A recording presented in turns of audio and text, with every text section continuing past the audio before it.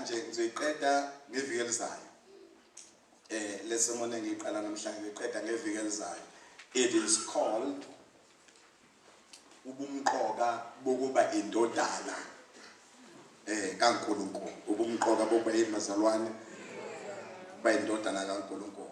The importance of being the son of God. The importance of being what bazalwane? The son of God. Icela ke sifunde nakamavesi ke amabili in fact incwadi ezimbili 2 Corinthians chapter number 6 verse 18. 2 Corinthians babasekorinte besibili isahluko sika 6 uverse number 18. Then omunye kangifundele incwadi yabaseRoma chapter number 8 from verse 14 through to 17. Ngicela siqale ngabaseRoma ke bazalwa khona wasiqale ngalelo lodwa le 2 Corinthians. Siqale ngalelo lodwa le 2 Corinthians chapter number 6 sifunde verse number 18. 2 Corinthians chapter number 6 verse number 18. Senfikile bazalwane 6:18. And this is what God says. And I will be a father to you, and you will be my sons and daughters, says the Lord Almighty. I will be a father to you, and you will be my sons and daughters, says the Lord Almighty. Amen. Mfundele mfowethu. Nibe nguyihlo kimi, nina nibe ngamadodana namadodakazi kimi. Isho inkosi uSomandla. Isho inkosi uSomandla. Asiyeni ke manje kubaseRoma chapter number 8 sifunde verse 14 through to verse number 17. Okay. Senfikile bazalwane.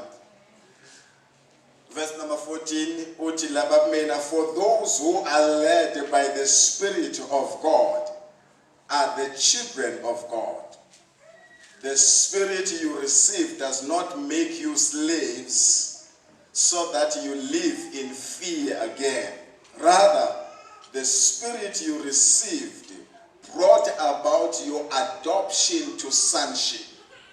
And by him we cry, Abba, Father. The Spirit himself testifies with our spirit that we are God's children. Now, if we are children, then we are heirs, heirs of God, and co-heirs with Christ, if indeed we share in his sufferings, in order that we may also share in his glory. Amen. Angakafundi ke uma ke ngicela ukufunda nansi ke i-version ebizwa kuthiwa ke yona it's a Berean study Bible. Oh no, not a Berean. It's Aramaic Bible in plain English. Aramaic Bible in plain English. I will read only verse 17. And if sons, NIV yona lapha ite it now if we are children, but I like it this one it in yona.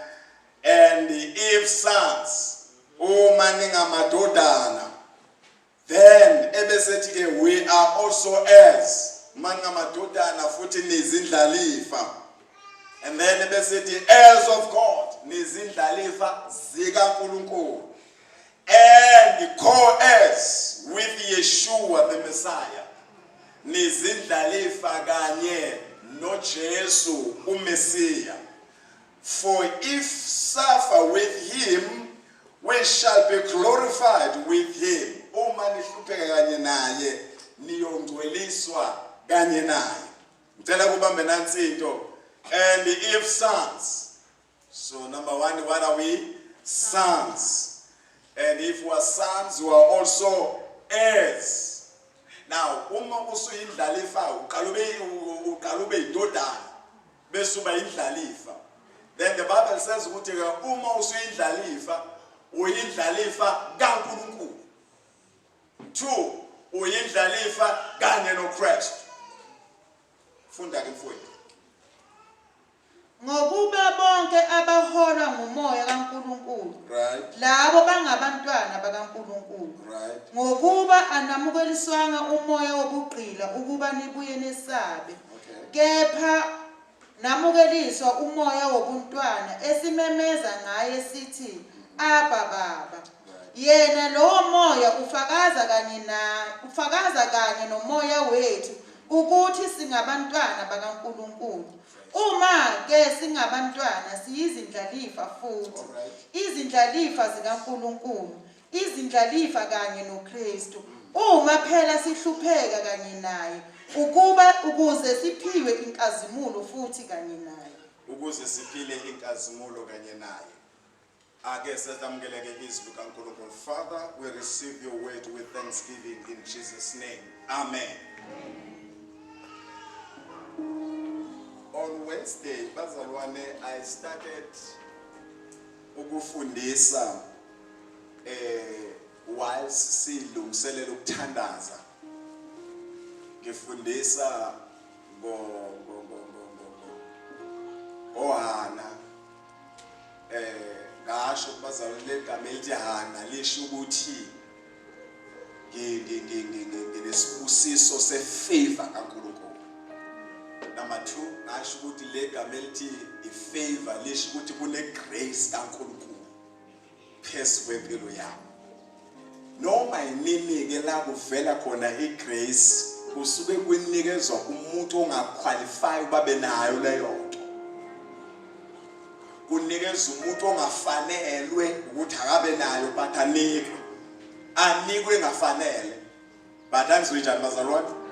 Anikwe. Namhlanje ekseni, I wanted to bring you to your attention kunazi izinto uNkulunkulu athi angisho ukuthi zimqoka ngokuthi uzazi ukuthi indodana, uzazi ukuthi yini uyindodana. Uma ke kukhulunywa ngendodana akubekusabukwa ngoku kaNkulunkulu igender ye male and female. uNkulunkulu siyamadodana, not because of gender. Siyamadodana, we have been made such. If you read the Bible well, you will notice ukuthi bonke abantu abadala uNkulunkulu bangamadodana akhe. Bese ke kuba nobudodana obuspecial obutholwa yilabo bantu abavume enye indodana kaNkulunkulu.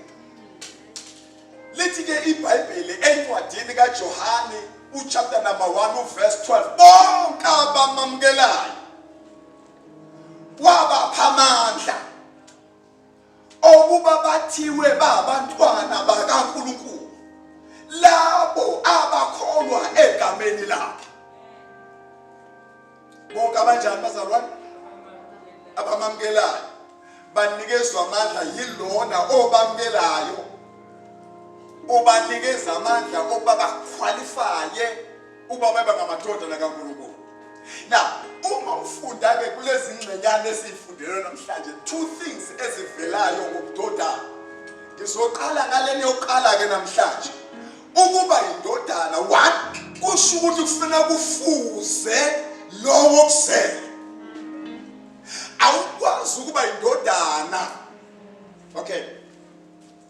If kuthiwa mina njengobiyela ngibe neskill ngakha nansi mic le enibonayo bazi ngayakha zaba yilethe yona, ayikwazi lento ukuba indodana kabiyela lento le, ngoba ifani nobiyela lento le. uma ngisuka mina ngihamba le mic iyasala isala lapha estage ngihambe ngekhaya isokho ihlezi la uma ngiyothandaza imic ayithandazi kuyacaca ukuthi imic ayona indodana yami yinto engiyenzile but it's not my son. It's not my son. The first thing okufanele siyibambe namhlanje ekseni eyokuthi ubudodana bukwenza ufane nalowo oyindodana yakhe. Ubudodana buyakuguqula bukufanise naloyo ongubaba wakho. Yikho ke lokho kushiwo ke abaseKorinte besibili isahluko sika 6 verse number 18 uthi ke uNkulunkulu ongumnini mandla onke ngithi sengizokwenza ube indodana yami nendodakazi yami. I'm going to be the father to you.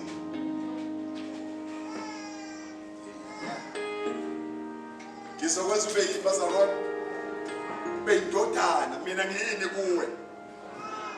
I'm a father. In order for me ke ukuthi ngimfuze uNkulunkulu kwabiza ukuthi uNkulunkulu akhiphe indodana efuze yena ukuze iyothola amanye amadodana azoba njengayo. Alright, ngicela sifundeke khona la encwadini yabaseRoma chapter number 8 sifunde verse number 29. Funda mamfa chapter number 8 verse number 29. Ngokuba labo ayebazi ngaphambili uNkulunkulu laba bantu wayebazini bazalwane ngaphambili ngamanye amagama nje okukhona nje uNkulunkulu akaqala ukukwazi dala kwazi. Right, njengoba uNkulunkulu ayekwazi ngaphambili wabuye futhi wapositiona futhi khona le ephakade lakhe position you. All right, bafane nesimo sendodana yakhe. uNkulunkulu ngalesikhathi ekumisa akakumisanga ukuthi ufane nawe wakumisa ukuthi ufane nendodana yakhe because abengakwazi uNkulunkulu ukuthi akumise as you are but wachoose uNkulunkulu ukuthi no awukwazi ukuphumelela kahle njengawe kufuneka ususe kube nguwe uzoba njengalokho indodana yakhe injalo ukuze yona ibe yizibulo phakathi kwabazalwane abaningi. The reason uNkulunkulu ebeka uJesu phambili he wanted ukuthi uJesu akabe yi-firstborn thina abanye sibe ngama-second born after Jesus Christ. Amen. Alright, kusho ukuthi ke bazalwane lo budodana lo bokufuza uNkulunkulu ubudale ngokuthi akube khona enye indodana azothuma ebuka yona abuke wena abuke yona abuke wena abesethi nawe njengoba uJesu nje nawe unje bese wena uyayibuka imamina ngiyehluleka athi uNkulunkulu angikwazi mina lokho ngazi ukuthi unjengaloya.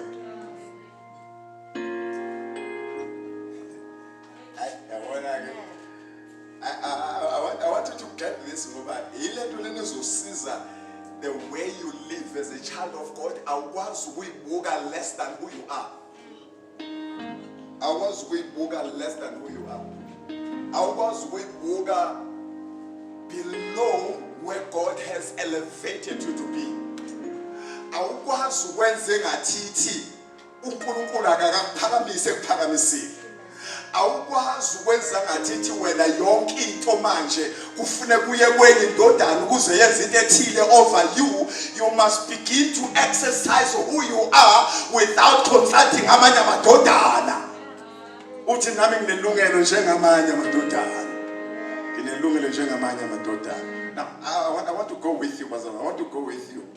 Now, yini ke lena esifana nayo noJesu? Go with me. The first thing esifana naye noJesu, sifana naye nge-righteousness, sifana naye ngobulungiswa.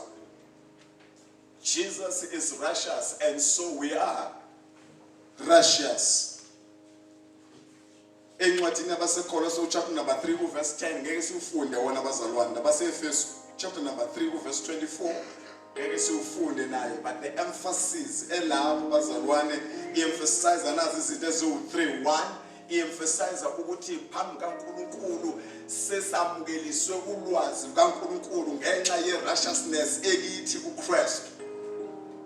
Nyamuzwa yini uPaul kule ncwadi ngemuva ke kwalena esiyifundileyo ethi uchapter number 6 uchapter number 5 yena othi uma umuntu kuChrist useyisidalwa esisha, konke okwaqala sekwenze njani bazalwane? Sekudlulile. Lalela, bonke ubuthakathaka bakho sebenze njani? Zonke izifo zakho sezenze njani? Lokhu kuphuya kwakho sekwenze njani? Konke ukungabi na favor kwakho sekwenze njani? And the Bible says with new things have come. New things have come. Yilena sefikile, sekufike in-knowledge. Sekufike imazalwane, sekufike ukwazi. Ngiyazi manje. Uma ngingaxhumana nanami ndodana wami uSiyabonga Dube, ngimfikele njani bazalwane? Bese ngiyaphakamisa, Siyabonga, ngibalo mvusayo, ngwabani, ngokodwa umvuselana. Nomelele uyazazi ukuthi ungubani. The knowledge. Listen, ukuthi uhambe esimene sinjani akungarabi knowledge ukuthi ubani. Ukuthi lesi sikhathi ubufuna uba ngabe usulapha ya awukafiki akungarabi ukuthi ubani. Every time you must know. You must do what bazalwane? You must know. Kufuna wazi. I know who I am. Ngiyazazi ukuthi ngibani. Akwa the knowledge bazalwane, the knowledge. Ngicela ukuthi umakhelwane lethi ulwazi. Ngicela uphele umtshele ulwazi. All right. Into ezongilekelela akukhona ukuthi ngikholwa kahle ukuthi ngazini. Into ezongisiza akukhona ukuthi ngithandaza kanjani ukuthi ngithandaza nje ngazi bani. Amen. Uma ngiya kaMama Limela ngima egate kaMama Limela ngenze njani bazalwane? Ngime egate kaMama Limela kukhamba umfana ongangazi. Kukhamba umfana onjani bazalwane? kaMama Limela. Bonke laba abanye abangazi ukuthi ukhamba umfana ongangazi. Hlezi lo mfana uyasebenza la kaMama Limela. Bese uthi umbani wena baba? Bese ngiyobabiyela umfundisi kaMama Limela. Noma befuna ukungangenisi ngenxa ukuthi ngitheke ngibani? Ngingumfundisi kaMama Limela. Hlezi abe nenkani. Bathi angikwazi ukuvulela ngikwazi. Ngimnalalela awungazi wena thinta uMama Limela. Ebese Mama Limela uyamazilo. Lo baba lapha egate. Mbalo baba lapha egate. Uthi ubabiye. Hey vula igate. Ulivulela le gate. Ulivulisa ukuthi uyangazi ukuthi ngingibani kuye. Into ezokwenza uNkulunkulu akuvulela umnyango. Into ezokwenza uNkulunkulu ayeke lo Gabriel ubalalela. Uzozwa wena uthi ye baba ngiza negama. Athi uNkulunkulu uthulani weGabriel ukukholozayo. Uyazazi ukuthi ubani. We have a knowledge. Yazi ukuthi ubani. Yesterday bazwane ngithukuthele izolo ngamangaliswa indlela uNkulunkulu abekhuluma ngayo bekwenye inkonzo izolo ntambama bekwenye inkonzo ntambama uNkulunkulu watouch base nezinto uNkulunkulu ayibekeke imbuyifundisa. Uthi ungavuma ukubeka izandla njalo ngabantu. Ngoba ngalesikhathi ubeka izandla njalo ngabantu you become cheap. You end up with dependence ezandleni obekwa zona. Kanti wena indodana inelungelo lokuletha into zayo. Ayikwazi indodana ukulindela ukube indodana iyayela kuyise, indodana iyayela kuyise, indodana iyayela indodana. uNkulunkulu umthumile ukuthi akeyibeke izandla phezu kwembazane. Yezwa bazalwane, and kufanele futhi ngiyibeke, but ngifuna ukususa nakho umqondo othi mina ngiyoze ngiphumelele ngokubeka izandla. Kuyezwa bazalwane, ngifuna wazi ukuthi wena uyindodana ngaphandle kokubeka izandla. Uyindodana ungakwazi ukukhuluma izinto usomandla athulise izingilozi ngenxa yakho. Athi ngifuna the knowledge. If you are a car driver, into ebalulekile is the knowledge of the car. Uma ngidriver iMercedes, laba baka Mercedes bamtshela ukuthi ispeed sale motor can go to 260 kilometers per hour. Now I need to know ukuthi le moto ingahamba le speed abathi ngasihamba. Mina njengobiyela angikwazi ukugijima 280 kilometers per hour. 260 angikwazi, in fact angikwazi no 60 ngamama. Kodwa mntana baba ke ngene kulento. Ngingene kulento okuthiwa iMac. Bese ngiyanyathela. Nginyathele. Ngalesikhathi nginyathela ipick up. It is 60, it 100, it 120, it 140, it 200. Ngalesikhathi it 200 umalo phakathi. Kumani malo phakathi. Malo phakathi ulethe 200. Kusho ukuthi mina engakwazi ukugijima 200 manje ngigijima bani? Uma ngathiwa leti yashayisa mntaka baba ispeed engophuma ngaso simbani? Ukanti seniyayibona lento. Kusho ukuthi kudepend ukuthi ungene yiphi. Ukuthi ungagijima kangakanani. uNkulunkulu uyamangala ukuthi wena ispeed sakho. Bese ngiyifuna manje ngifuna iAMG. iAMG yona ithi at 100 over 260. Ithi yona 360. Alright.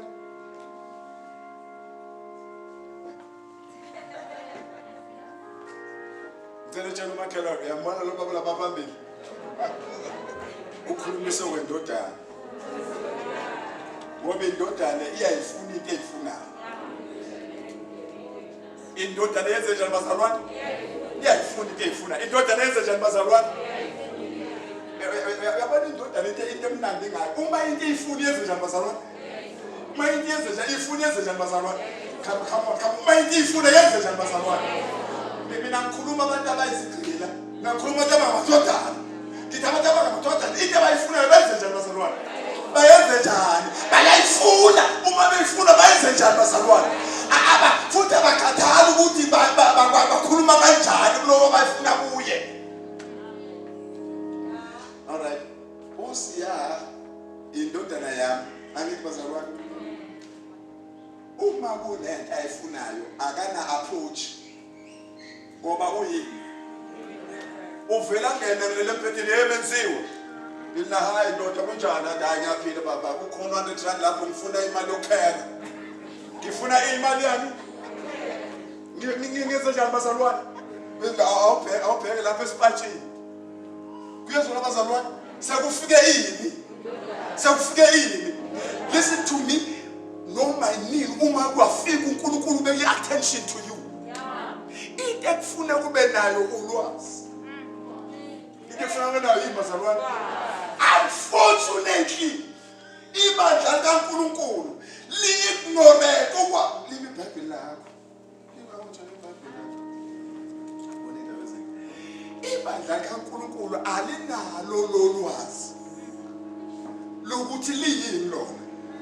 Liyamadodana. Ngithi ke ngicasuke izolo. Uma lenceba kaNkulunkulu ithi umuntu uNkulunkulu asinakho ngoba sicela. Kanti mina no. Mina ngiyacela. Wase kuyaqhubeka kodwa uJehova akasho ukuthi aninakho bacela ukuthi noma ngicela kabi. Ngase ngiyaqo usicela kanjani kabi.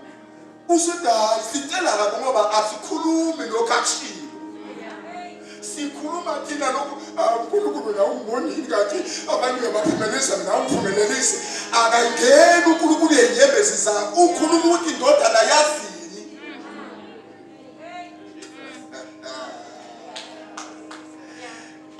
Vele yabekisa umzala la ngichasuke khona Evenor. Wabekisa ngamadodana ayi2 nangubaba owayekade namadodana athu lencane nayibona encane niyayibona futhi nalendala ngithi kami uthi ke lencane ifika baba ethi baba ngahlukanisele lokho kungo uthi baba akazange ayibuza ukuthi ukufunelani mntanami waqonda lapha yakuhlukanisa wenze njani bazalwane waqonda wakuhlukanisa wamnika lokho okungokabani uthi ke lo baba into emjabulisayo ukuthi le ndodana yayazi okungokwayo ukuthi akukho kumfowabo kukubaba wakhe ngifuna leli bandla lazi ukuthi into zalo azikho kubantu sikubaba ngifuna le bandla lazi ukuthi umali lento eliyifunayo ikubaba walo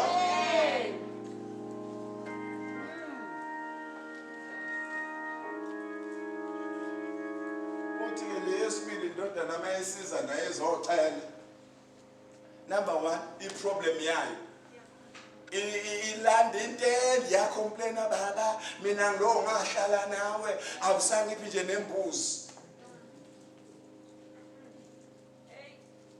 uthi baba iphendule le ndodana uthi neuqala zange enzenjani into ayenza wavula iningi into ifunayo but lena elibala ukucomplaina waseyiphendula uthi into oqala iphendula ngayo uthi indodana yami konke okulapha okwakho okabani kokulapha because mina I'm your father konke okulapha manje ke ngitheke ngizoyidadisha lento ngoba umzawami wami uthi yabusisa lento ngoba ngithi ihlangana lento bengizoyikhuluma namhlanje ukuthi namadodana niyini nabazalwane namadodana uthi lo baba ngalesikhathi oqala izocela lo mfana omncane uthi ubaba wavela wabona ukuthi zobecela ke lo kusho ukuthi nalona uyafuna noma engacelile angimhlukanisele okwakhe uthi omhlukaniselo mbekela khona ngalesikhathi kwanda lapha ekhaya akazi ukuthi kwahlukaniselwa yena zonke lento lapha sezanda ayisandela ubaba usamnika uthi ngezakhe uma ezocela yena ucela imbuzi ubaba uthi why ucela imbuzi ngoba konke lapho okwakho why do you ask lokho kuncanyana yini ufuna into encane kangaka kanti yonke lento lapha yengabani uthi ke umntwana kaNkulunkulu which I'm sharing to you this morning uma uyindodana kufanele kube nolwazi unani kuNkulunkulu. You don't have to complain kuNkulunkulu. You have to tell him lokho kwaziyo ngaye ukuthi unani. uNkulunkulu will honor you as indodana uma uyekela ukucomplaina ucela into oyifunayo. And uNkulunkulu uthi ngomlomo kaPaul esahluko sika8 kuyo labaseRoma uma uNkulunkulu asinikeza uJesu uthi ke angeke asinike konke yini kanye naye. What does that mean mazalwane? Uma uNkulunkulu asinikeza uJesu owns heaven. uJesu uowna lonke izulu elakhe. uJesu uowna zonke inkomo ezisetabeni ezakhe. uJesu uowna lonke igolide elingaphansi komhlaba elakhe. Bese uzocela imbuzi wena. Ngoba ucela imbuzi. Kukhona into engaka. Mina ngizothi ke amadodana namhlanje ekseni akavukwe ubudodana bawo Akavuke yini bazalwane? Ngicela utshela makhelwane makhe. Vuka ubudodana. Oyibo. Uphethe umtshele makhe. Vuka ubudodana. Oyibo.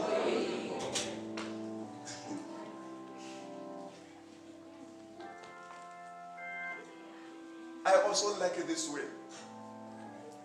Encwadini yabaseKorinte besibili sahluko sika 5 verse number 23. uNkulunkulu uthi uJesu wamenza waba yisoni ngenxa yethu ukuze thina asenze sibe ukulunga kwakhe. Listen, akusiwe ozenzayo uyenziwa. uJesu njengoba sithi nje wafa ngenxa yezono zethu wenziwa ukuthi akabe yena ngonanga but wenziwa. Uma ula njengomzalwane uvuma ukuthi uJesu wenziwa isoni ngenxa yakho, awusabuyi uyithwalele izono ngoba sekhona wakuthwalela. Sisendaweni yabazalwane. The same verse ibisithi ke njengoba amenza uJesu waba yisoni, wena ke ukwenze waba ukulunga. Lokhu kwenziwa kwakho akufuni ukuthi ukusebenzele usuwenziwe. Amen. Usuwenziwe njani bazalwane? uAmanda kusafuna sebenzele uba wazungana vele. Usungana.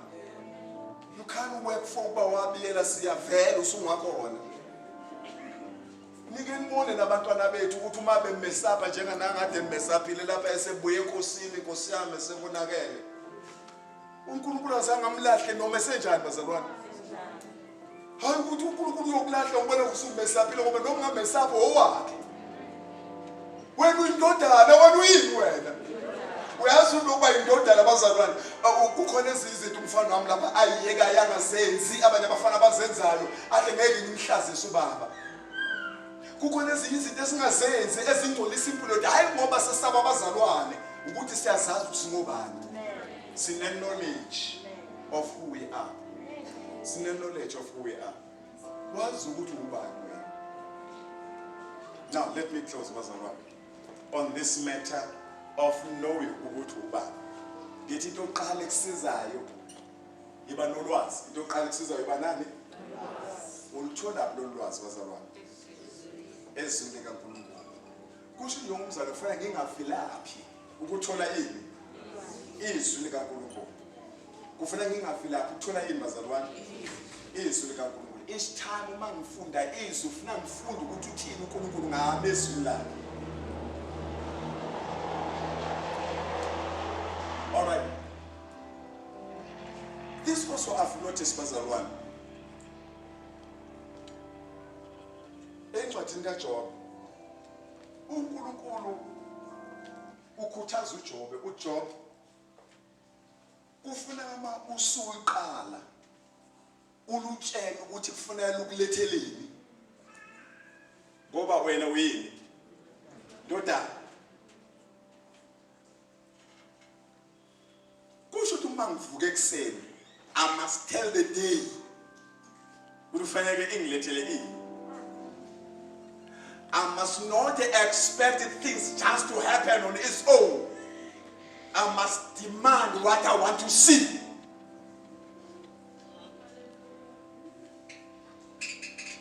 Okay. When again, this is a high level of teaching this morning. This is a high level of teaching this morning. Uma ngivuka njengomzalwane ngithi uNkulunkulu mina ngiyindodana yakho. Namhlanje angikubhekile ukugula. Kulosuku namhlanje. Mina uNkulunkulu ngiyindodana yakho. Angikubhekile ukukhubeka namhlanje. Ukhulume kungakenzeki lutho. Ngoba wena uyini wena? Uyazi ukuthi njalo mako wayisho into uSathane uyiletha ngamawala. Lento othe awuyifuna uSathane ayilethe ngamawala. Uyazi ukuthi uSathane la amandla akhe khona akuphi? Asemzimbeni. uSathane uthinta la emzimbeni. Uyazi makwathinteka emzimbeni uzothuka. Ngalesikhathi umuntu ekhuluma ngabi ngawe uthi uyabona ke mina ngithandaza ukuthi ngenzeke into lena kanti indlela yakhe isizwe into kungafanele uyizwe. sekufuneka wena usukeke kuwe enyameni wehlele kumoya uthi usuku lwami luhle usuku lwami alungcolanga noma ngingenza okungcolisayo angingcoli emoyeni wami. Kukhona abantu abawuthiwa badlala ifilimu, omunye uyezwa omunye akaboni, lo munye uthi I see nothing, I hear nothing. Lo ngaboni udipende kulobonayo, lo bonayo udipende kulozwayo. Bobabili basizana ngokuthi lo uyezwa lo uyabona, lo uyezwa wena ke njengomzalwane musukudipenda kunango obonayo, ngobona uhambe ngokubona, hamba ngalo ngaphakathi, hamba la ngalo ngaphakathi. Uthini umoya, ngithini osukwini lwami. I command the day to become what I want to see. I command the day to become what I want to see. First of all, I said the first thing that you must have is the knowledge. The second thing that you must have as a child of God, you must sit on the righteousness uNkulunkulu akunikeza. Uhlale kuloku kulunga uNkulunkulu akunikeze khona. Wazi ukuthi noma izimo zingaba njani, I remain righteous. I don't work for it, I've already been given. Thirdly, you must also remain in holiness, because God says ngaphandle kobungcwele akekho yombona uNkulunkulu. Hlale bungcweleni, hlale bungcweleni, hlale bungcweleni. Uyindodana phela wena, hlale bungcweleni. Ubaba wakho ungcwele, nawe ke uNkulunkulu ukwenze waba yini wena? Indodana. Praise God.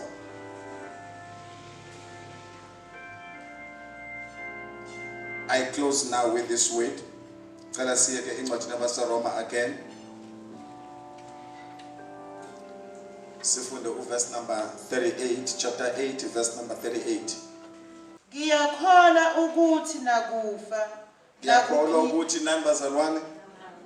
Nakufa, right? nakuphila, Yep. nazingelosi, Yep. nababusi, Yep. nakho okukhona nakho okuzayo, Yep. namandla, nakuphakama nakujula, Yep. nanto enye edaliweyo, Yep. ayikuba namandla okusahlukanisa nothando lukaNkulunkulu olukuKristu uJesu Inkosi yethu. Praise God.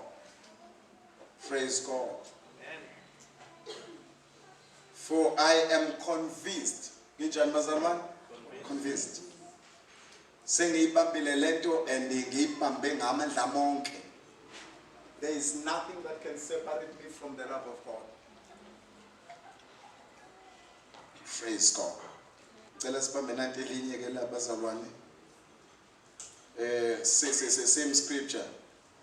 Funa nathi igama nje lithi, and in all this we are more than conquerors. Verse number 37 mfowethu. Qala ngayo. Chapter 8:37.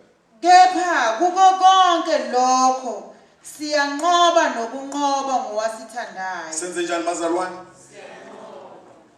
Indodana ke enye into ebaleke ngayo as a resemblance to God, it's victory. Indodana into ebaleke ngayo iyanqoba njalo. Indodana yenze njani bazalwane? Indodana yenze njani bazalwane? Wena njengendodana ela efuze uJesu wanqoba, nawe ufuna kwenze njani? Nawe ufuna ukunqoba. Njengomzalwane kufanele kungene la kuwe engqondweni yakho nasemoyeni wakho ukuthi ayikho into engakuhlula. Ayikho into engazo njani bazalwane? Ayikho into engakuhlula.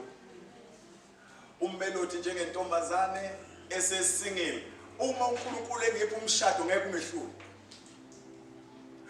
Uma uNkulunkulu engipha umsebenzi ngeke ungehlule. Uma uNkulunkulu enginikeza any task ngeke ngehlule.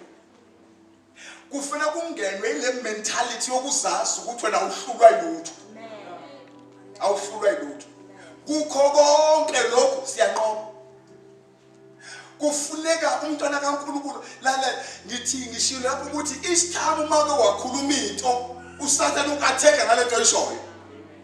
but kufanele bakuwe kwazi ukuthi wena wenze njani. Uyazi ukuthi unqoba noma unqoba noma uhluliwe but uyanqoba. Unqoba noma ulele phansi uyanqoba. Uyanqoba noma ungasenzi lutho uyanqoba still. Into ekwenza unqoba ukuthi vele kukho konke lokhu. Kukho konke lokhu. Kukho konke lokhu. Kukho konke lokhu. Kukho lokhu kuhletshwa uyanqoba. Kukho lokhu kuswela uyanqoba. Kukho lokhu ungabi namngani uyanqoba. Kukho lokhu ubhekwa kabi ngabantu uyanqoba. Kukho kongaki bazalwane? Kukho kongaki bazalwane? Yini lenza unqobe kukho konke la ukuthi indodana yokuqala yenze njani? Yanqoba. Yanqoba kukho. Nawe ke uzonqoba kukho. Yabona ke mangifika kuleto ukunqoba kukho ke bazalwane, I am so encouraged by God. Ukwazi ukuthi nalokho ukunqoba engenakho hayi ukuthi ngiyakusebenzela vele senginikiwe. Nginakho nje. And you must understand ukuthi noma ngabe kulimele kangakanani, you are not defeated. Unqobe ulimele. Ngalesikhathi uJesu eyesiphambanweni wayemithwayithwa. Sathane wathi ngibehlulile ngiqedile ngaye. Kanti indodana dala yanqoba. Oh my God. Bathi babamlengisa esiphambanweni babekhama ukuthi baqedile ngaye. Kanti dala nqoba. Obhalini wathi abaseKolose uthi bamfaka emgodini wethuna. Mabemfaka emgodini wethuna wafika phambi kaSathane abadimoni akhe, and the Bible says wathela uSathane ngehlazo obala. Umthela obala kanjalo uSathane ngehlazo ubusenkingeni weJesu ukuthi dala nganqoba. That's why uJesu mayesekhuluma isambulo kuJohane athi nophilayo kade ngifile. But manje sengiyaphila ukuthi kube phakade naphakade. Hallelujah. Uma sithi awubheka imvane yahlatshwa ngenxa yahlatshwa umhlaba ungakasekelwa. Uma isezobona dala hlatshwa uzobonakala kwesikhashana emehlweni ethu. But dala nqoba. Listen to me. Let that challenge manje isilate dala wanqoba. Dala wanqoba. Musuku uzenza ke isigqila. That's why the Bible says ukuthi musuku baba usaba isigqila usuyindodana wena manje. You no longer can become a slave. You are now a son. And if you are a son, behave like a son. Behave like a son. The son overcomes. The son does what bazalwane? The son does what bazalwane? Overcome. The son does what bazalwane? Hallelujah. The son does what bazalwane? Siyanqoba nokunqoba ngaye. Owasithandayo. Bazalwane. Let me emphasize this thing. Each time kunezinto ezikathekayo, they release a portion of your victory. Not all. They release a portion of your victory. uNkulunkulu ufuna lezinto zizokuatheka so that you can release. Ngoba uma ungathekeka ngeke kubonakala ukuthi uyanqoba.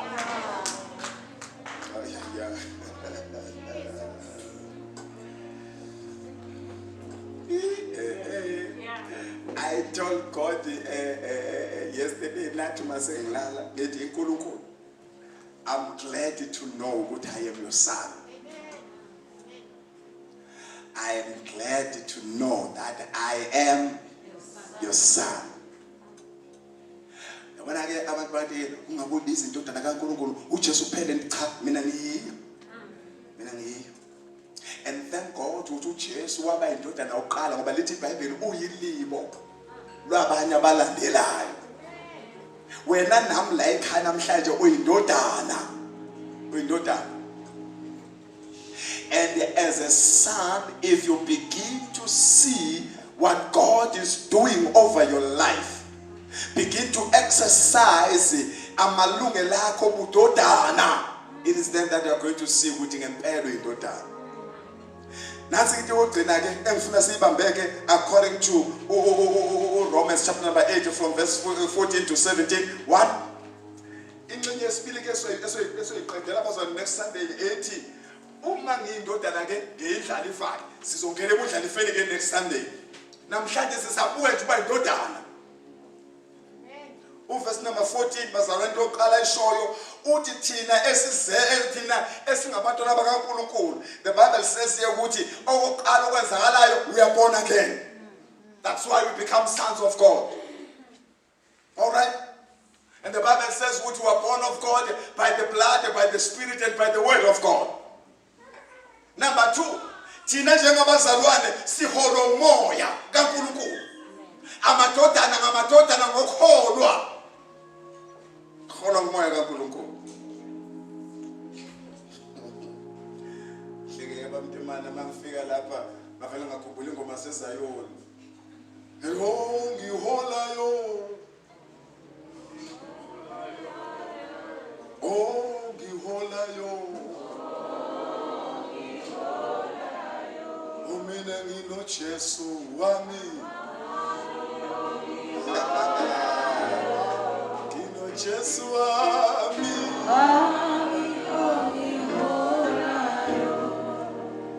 Yabona kuba indodana uyaholwa.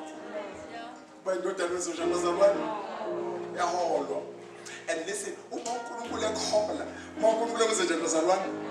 it's time when God leads you, He leads you from glory to glory. He leads you from power to power. He leads you from victory to victory. You will always win.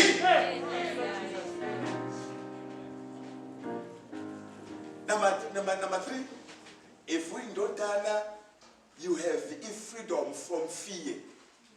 You have freedom from what, Bazalwan? Yes,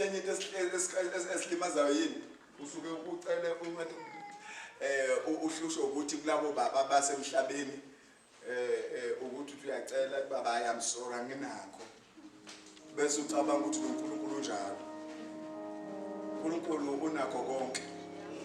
So you don't have to be afraid to ask.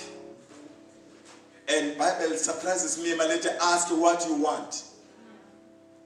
And you just might figure it's like giving a blank check. Go to Bala let you funayo.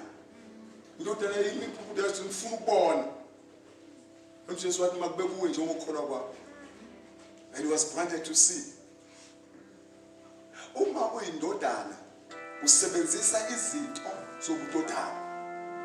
Usebenzisa izinto zobudodana. You move away from fear, you begin to act like a son. Begin to act like a son. Ayike into engijabulisa uma ngibona indodana yami izoza kimi izohlala nababa namhle fuhlala nawe nje. Fuhlala ngoba indodana kufanele ingabe navalo ukuhlala loyise.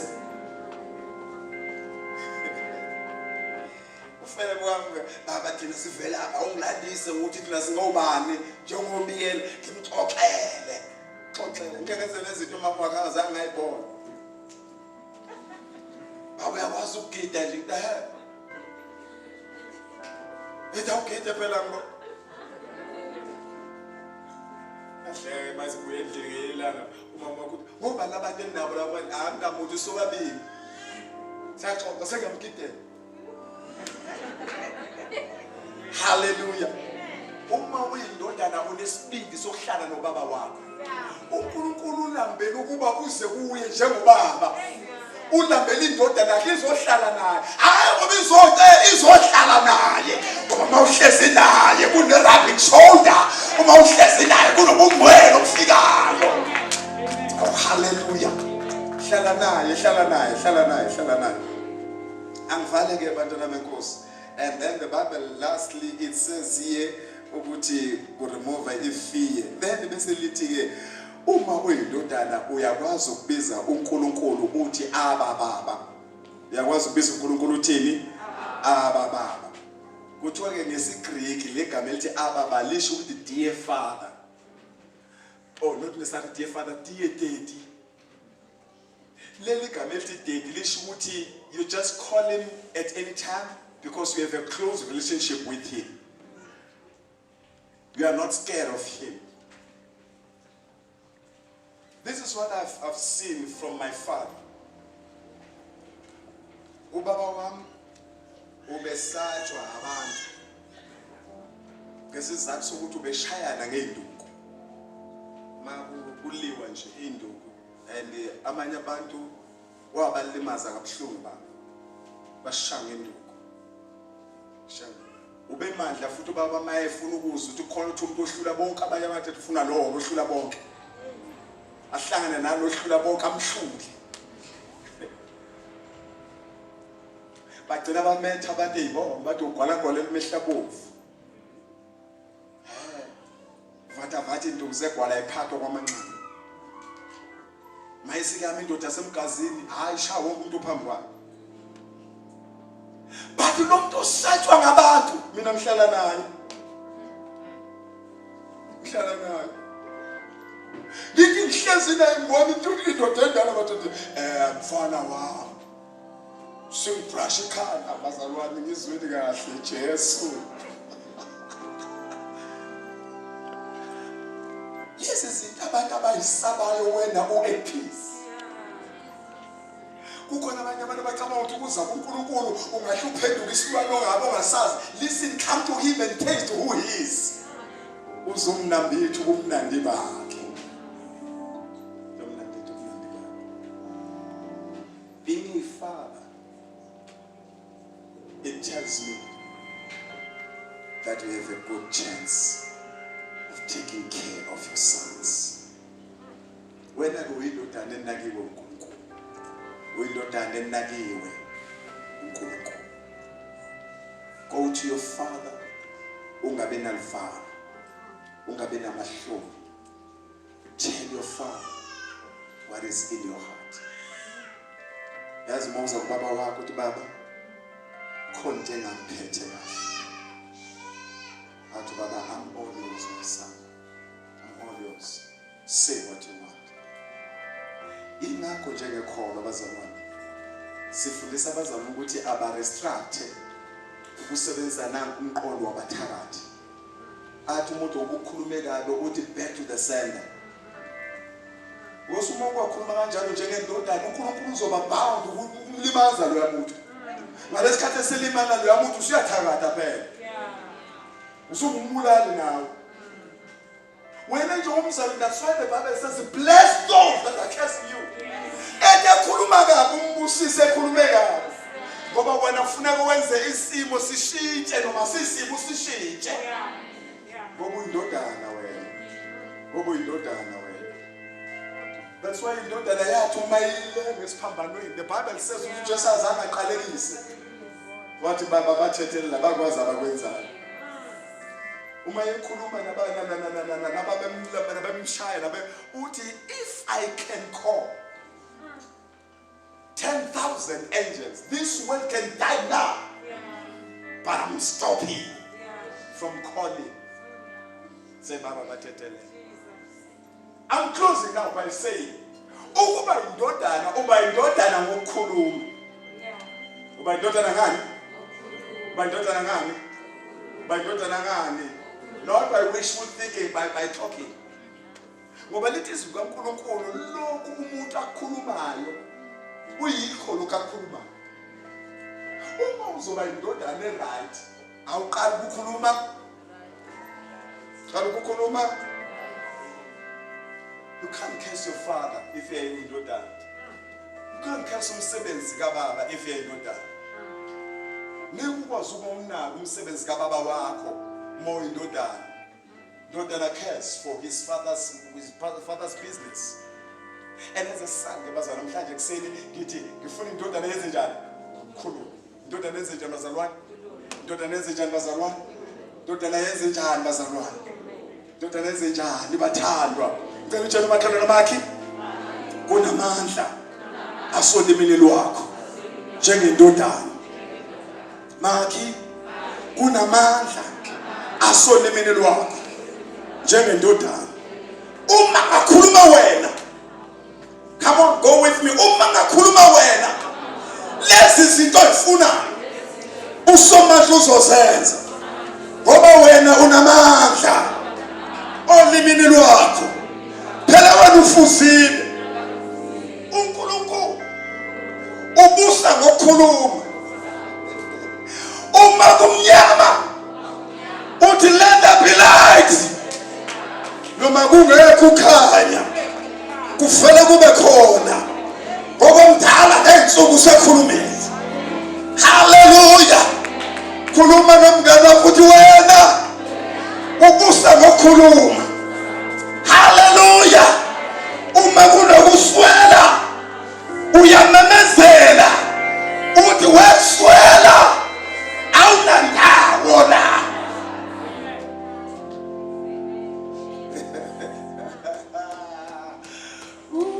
Jesu.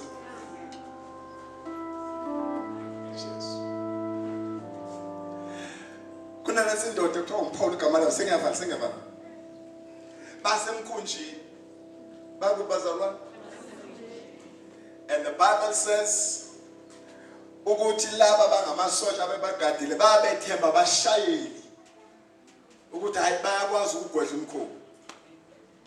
Abe uPaul ukhuluma njengani? Njengendoda. Wakhuluma njengani bazalwane? Uthi lalela mina ngiphethe uNkulunkulu owaziwena. Ningaqhubeki nalo hamanini. Ningaqhubeki nalo hambo. Laba bangamasotsha bathi sikwazi wena thina sazi laba abashayeli sethembe bona. Baqhubeka nohambo. Sebephakathi olwandle. Lwavuka ulwazi utrikati. Wathi uPaul nganje. Ube nalalela mina. Ngaba yikho yonke. Ngoba mina ngazi uNkulunkulu wena. Sengayedela ukwazi uNkulunkulu wena. uNkulunkulu yena wathi ube nangilalela ngaba yikho yonke. Usithi ke futhi sengikhuluma nje number 2 as a son. Don't worry. Don't worry. Ningakhathaze akuzukufa umuntu. La khona ufana ukufiwe kusukuma indoda ezazi ukuthi ubani indodana.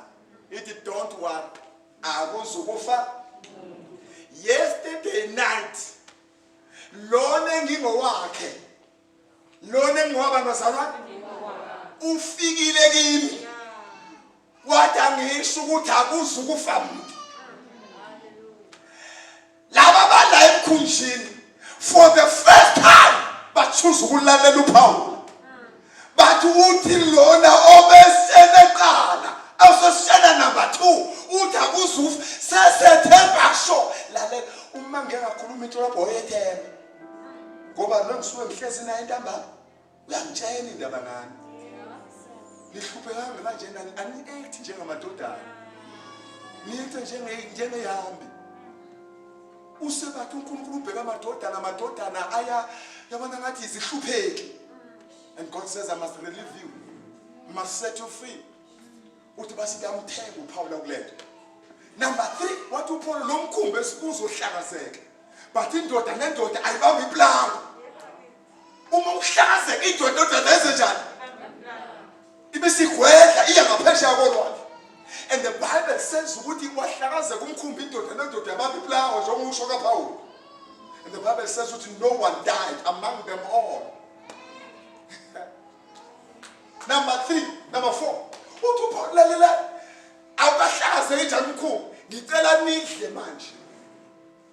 Ngicela nenze njani? Khani uzothola amandla. Hlani namhlanje ngithi yabona into ezokulekelela hlala umqulu khani uzoba namandla. Hlala umqulu khani uzoba namandla. Hlala umqulu. Ulidle iBhayibheli like nobody else. Ulidle kuseni ulidle ntambama, ulidle kuseni ulidle ntambama. The moment ulidla, you become powerful in your spirit. Paul bese khuluma njengendodana. At the last end. Athi mina njengoPaul ngiyavakashela uNkulunkulu.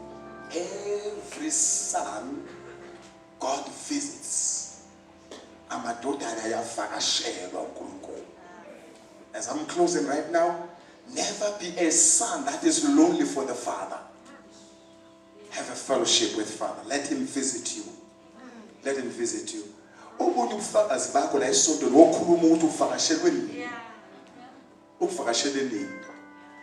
Uvakashele nini. The moment uphila noNkulunkulu, God comes to you. Nemkhumbula uNkulunkulu ekhuluma noJesu ethi lo indodana yami engiyithandayo. Izwi uNkulunkulu akakwazi ungabi la indodana yakhe khona. He stand by his son. Stand by his son. Ngiyacela amadodana kaNkulunkulu ame ngenyawo manje.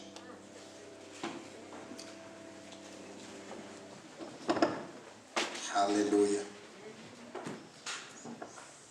Say this after me, mina. Ngiyindodana kaNkulunkulu. Ngizelwe ngezwi. Ngazalwa nangegazi. Ngazalwa nangomoya. Ngingumuntu kamoya. Ngihlala emzimbeni. Nginengqondo.